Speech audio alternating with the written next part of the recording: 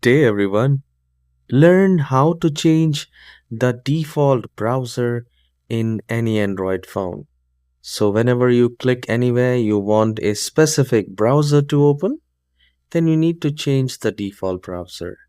And to do that, we need to go to the settings and look for apps.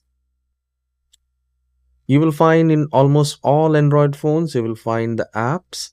And once you click on that, look for default apps. So in Samsung Galaxy Ultra, it is at the top, and in other phones, you may find it at the bottom. So once you have find it, click on that, and then you need to select whatever you want to, like phone app, SMS app. So I'll go with the browser app and I'll click on browser app. And let's say if I want Chrome as my default browser or Opera, I can do that.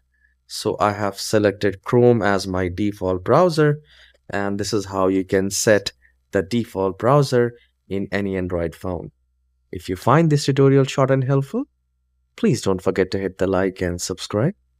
I'll see you in the next video. Have a wonderful day.